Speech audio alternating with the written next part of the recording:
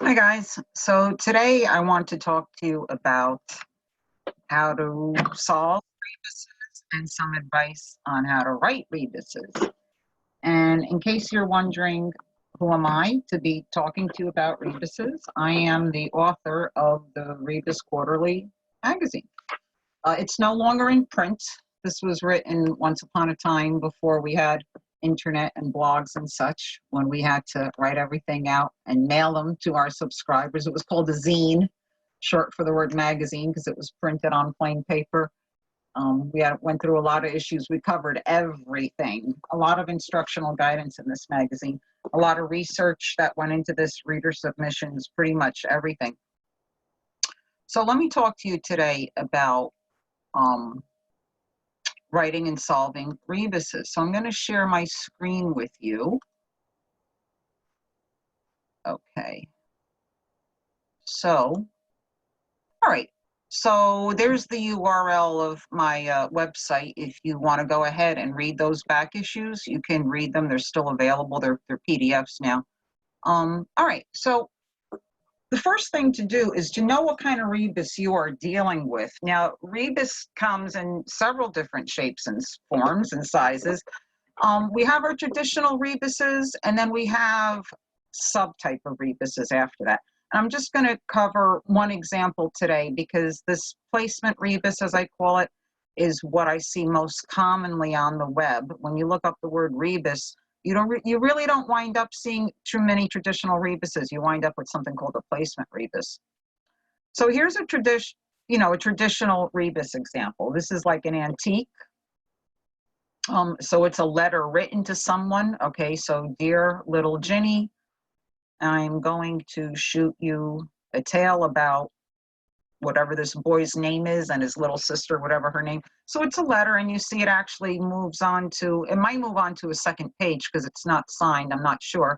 But a traditional rebus can go on at length for as long as you want. It can be numerous pages of a letter that you write someone. It can be an entire book.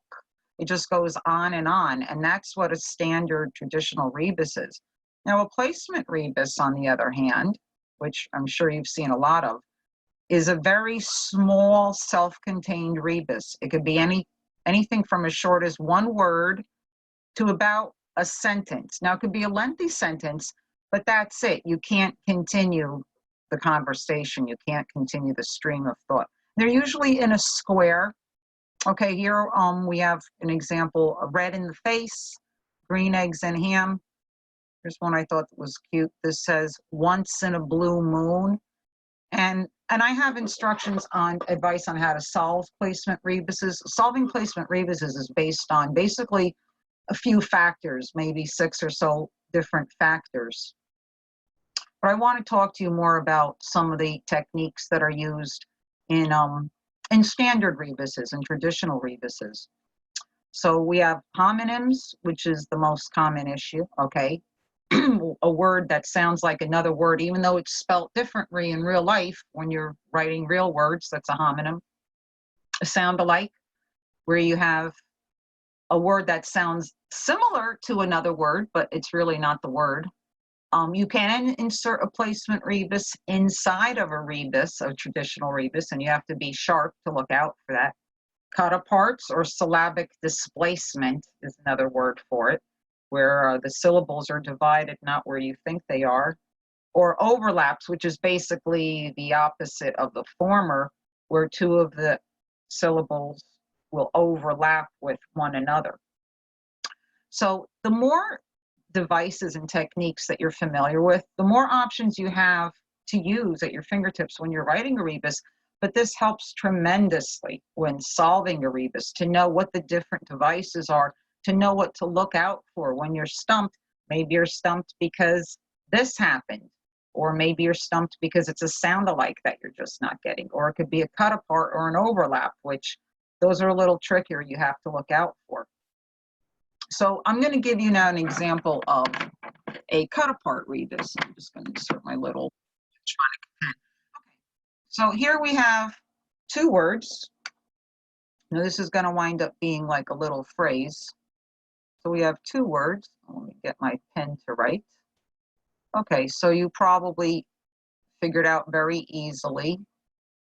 Okay, the answer to that one would be a tube, and the answer to this would be a ring. Okay. Now, that doesn't make much sense as far as short phrases go.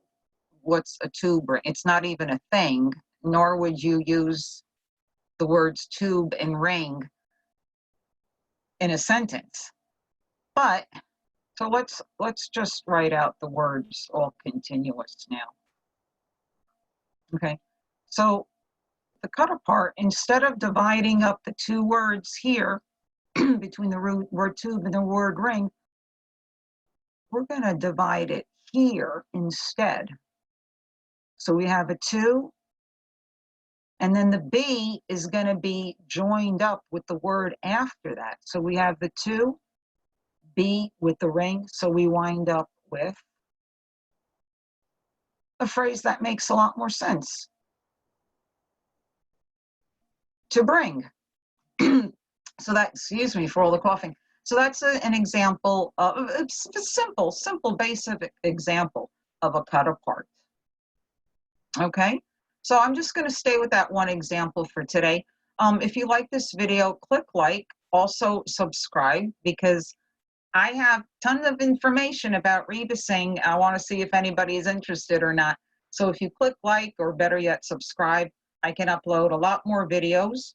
And also, if you want to read the newsletter, you can read the back issues. There's the URL. I should put it in the show notes as well. But if you don't see it in the show notes, there's the URL. Okay, so I hope you enjoyed that, and happy rebusing.